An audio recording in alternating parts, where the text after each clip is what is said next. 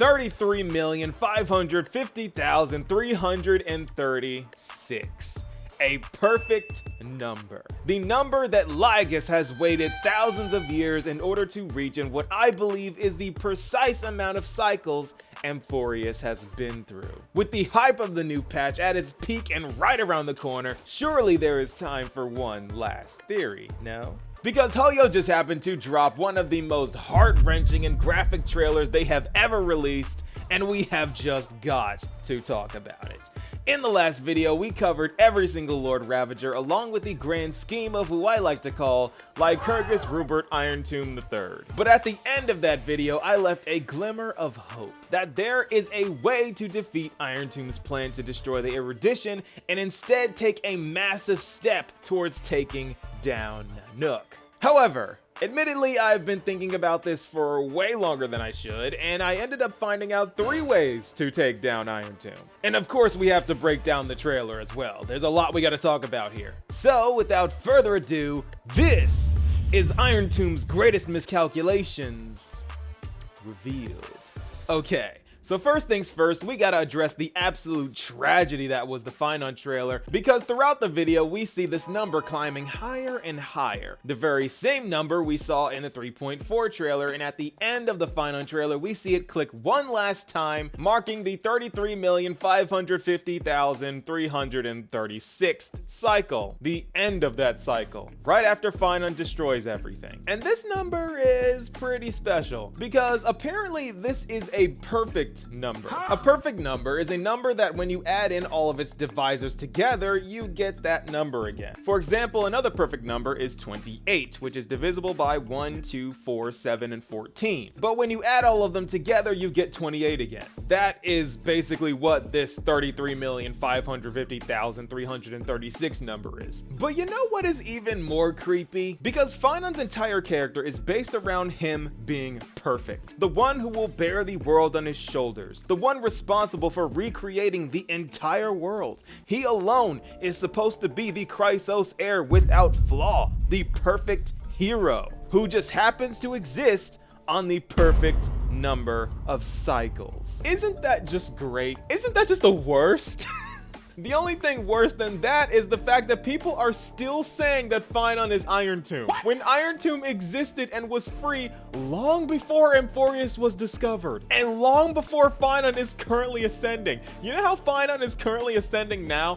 Irontomb has been a Lord Ravager for way longer than that. Yet people are still saying that Phainon is Irontomb. Like, we know that there were 7 Lord Ravagers. There was Phantilia, Asat Pramad, Selenova, Arcforger, Zephyro, Luxbane, and Irontomb. Meaning that Irontomb can't be ascending here, because he already did. It's obvious, because he's been a menace for long before he was imprisoned. The Baronza Forge, again, we know about this. How do y'all say that I'm an enigmata follower when we got these people running around? Just as wrong as they could possibly be. Actually, you know what? Let's entertain this. If Phainon is in fact Irontomb, then that means Phainon hates the Erudition. How does Phainon know the Erudition exists? Who told him about the Erudition? None of the worlds we've been through have anything to do with Erudition. None of our trailblazing expeditions. So when did Dan Heng ever tell him about that? He didn't. Phainon doesn't know about the Erudition.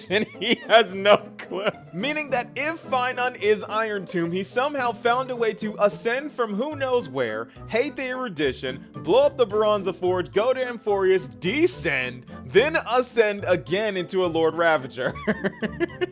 Yo, Mythos is running victory laps out here. It is sad. It's so sad.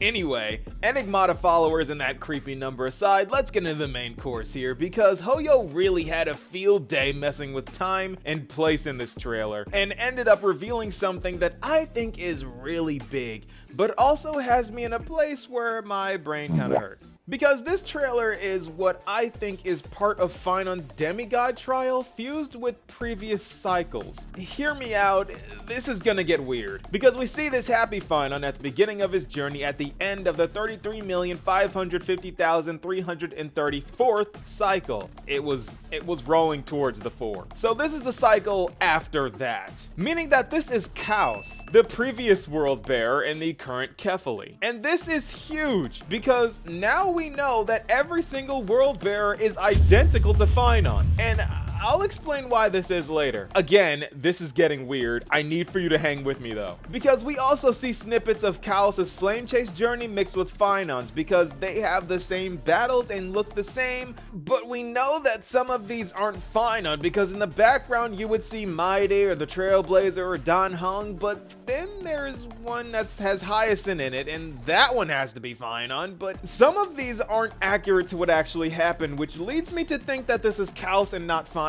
Sometimes. We also know that the World Bearer is probably the only Chrysos heir that looks the same because Calypso isn't Anaxa and Naias isn't Mighty. And we'll get to Castros and Polixia later, trust me. Because this trailer loves to mess with time and instantly shows us what I'm going to call Phainon's nightmare. Because again, we know that this is Phainon because the other demigods look the same as we know them. That's not Naias and Anaxa is here, so that's not Calypso. And poor Phainon has to watch all of them die again in one exceedingly graphic battle, and as Phainon begins his duel with the Flame Reaver, he wakes up from this nightmare in Ides Elysiae, to Anaxa asking him what his dream is. I think this is in contrast to Phainon's dream originally being that he wants to protect his new homeland and those he cares about. Remember that Phainon, Hyacinth, Castros, and class thing? I'm pretty sure that was his dream, but the opposite is what happened, so this is the living nightmare that he cannot in fact wake up from, and it is replaying through his dreams so he can't escape. And after this quick Phainon flashback shot, we go back to Chaos because this is the scene that convinced me that this was Chaos, because baby Castros and Polixia are here, and they actually are from the previous cycle, remember? And Hoyo made sure to show them both making physical contact with people, so this isn't the Castros we know, because death touch isn't a thing. Also, remember, we never saw Chaos in the previous cycle. Keep that in mind. They talked about him, but he never actually shows up. Because we go right back to Phainon having his bromance anime rival moment with Mighty, and then back to the Flame Reaver duel, where he ends up losing. But then he transforms into his Lord Ravager form and then proceeds to drop a meteor on the entire planet. Because besides witnessing the transformation of him being marked by Nanook being twisted inside and out and then recast anew in the fires of the Warforged, then patched up with antimatter, something else happens here. The Flame Reaver picks up Dawnmaker and raises it to the sky in defiance of Phainon. Then you realize that the sides have switched. Phainon was wielding Dawnmaker trying to save the world with the Flame Reaver trying to destroy it alongside the Black Tide.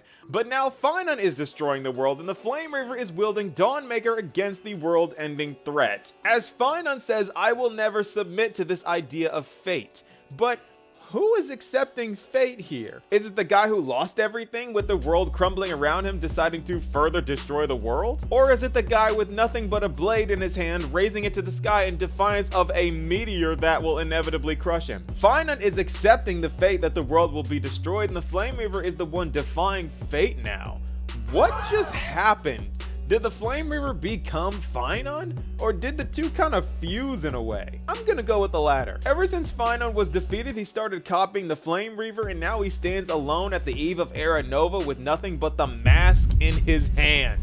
Phainon just dreamed of becoming what he hated. This is why I say that this is his nightmare in the end of the 33,550,336 cycle. What we can take from this though is the fact that Phainon's true goal is to defy fate. And if he stays true to this, then I think he will become a destruction emanator who wants to destroy the destruction, and Nanook will be his target. Because we know that every Lord Ravager is after an Aeon, and Phainon is going after Nanook, and that would be the most glorious, ironic backfire I could hope for. That would put Lygus in shambles. Because who would he root for at that point? His own personal Nanook that he created, or the actual Nanook? I think he would just short circuit. And why they showed us the short sections of the previous cycle? I couldn't tell ya. But those sections have to be from previous cycles because we know that that's not how they played out in this one. And Castros and Polixia are little girls here.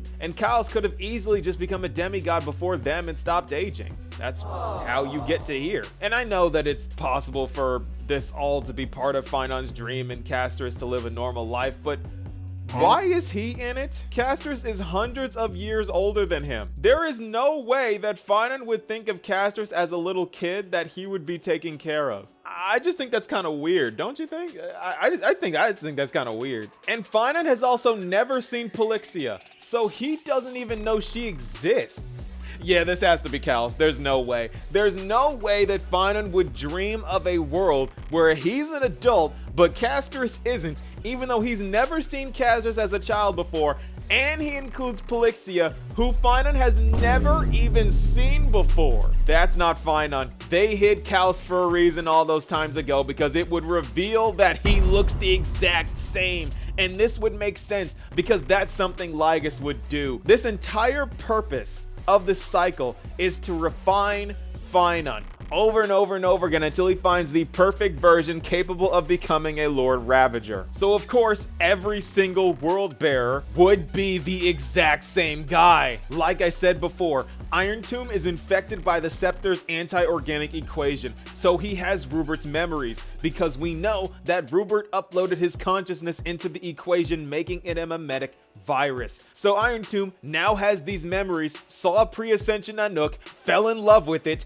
and made this person out of the memories of this individual, and has been refining him for millions of cycles, and Phainon is the perfect one. The perfect number, meaning that 33,550,335 Phainons didn't make the cut. This was Irontomb's grand scheme, and it has taken forever. But since he's trapped here, he put Lygus here as a puppet of his will, also infected by the anti-organic equation. Previous video, y'all know the deal. But I think this plan will fail, because there are 3 possible ways that I can think of for us to defeat Irontomb. Which brings me to my main theory of this video, because the first involves Polka Kakamon, of course, the second involves the Memo Snatchers, and the third involves the power of friendship, which I'm afraid is the most likely to happen. But let's address the cooler ways first, right? You see, Polka Kakamon has been teased for a long time. She has showed up, nearly killed us in the simulated universe. Her actions were retold through the simulated universe in the anti-organic equation story, and she even wrote on Herta's walls telling her that she won't join her simulated universe project. But if that's not enough, Skrullum saying that the butterfly has already flapped its wings is just as subtle as a brick. And on top of all of this, Steven copied her signature face concealing mesh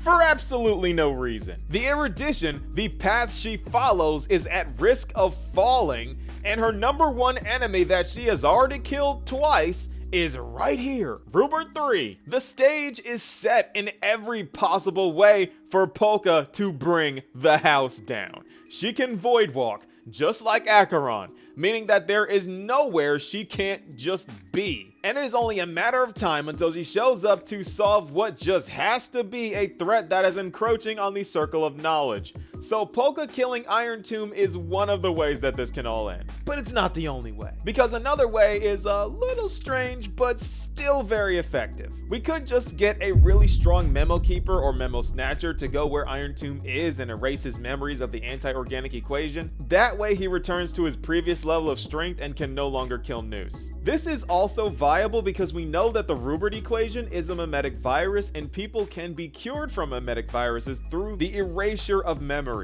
Or we might need someone stronger like a Remembrance Emanator, which could be anyone from March 7th to Cyrene, who also might be the same person. Either way, erasing Irontomb's memories is a very much viable way to end his reign of terror. Well, you know, before it starts.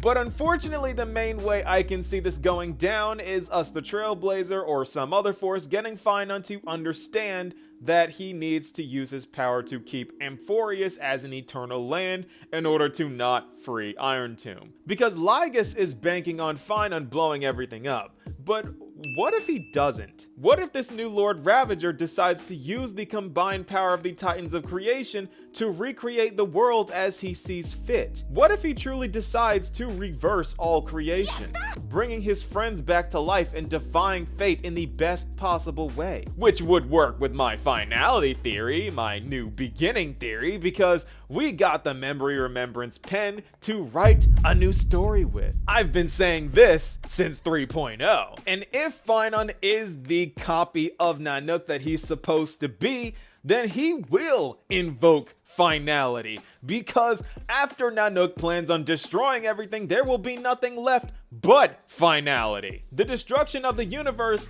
is what triggers finality to happen. Destruction or nihility is the end, and then there is a new beginning. The only problem being, he might be bent on destroying everything at this point. We truly need a miracle of the Trailblaze to stop Phainon from inadvertently freeing Irontomb. What I do know though is that there is something about the Flame Reaver that is so connected to Phainon that it's going to break everything wide open. Whether he is Kaos or the other side of Phainon or whatever this guy is, he is the key to Phainon's transformation. Something he tells him is going to be huge, but there are so many possibilities and I just can't put my finger on which one it is, and it's killing me. Also, no one is addressing the possibility that Phainon could just fail the trial. He failed the Strife trial. Can we really have 100% faith that he will pass this one? Either way, this trailer just made the Phainon Flame Reaver situation so much more complicated. But I can totally see how Phainon's desire to defy fate can be the downfall of Irontomb's plans,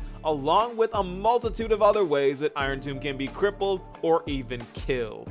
Fingers crossed for Polka, because this is Irontomb's greatest miscalculations revealed. Not gonna lie, I really expected Cyrene to play a huge role in Phainon's trailer. I'm surprised she just said the same line again. There are so many characters we are just waiting to do something amazing, and I just hope that we don't get some unsatisfying cliffhanger and the entire story just pauses for another adventure. Because I got a bad feeling that Hoyo might just make us wait. I don't know why, but it scares me. We got so much to wrap up, and I feel like we are not going to end this anytime soon. And now we got the Penacony collab happening, and I have no idea how that will impact Amphoreus, or if it will at all. I hope it doesn't. But regardless of any of that, we will be getting our answers in a matter of hours. I hope you're hyped, because I am. What do you guys think? Be sure to let me know, and I'll see you all in the next video. Peace, y'all.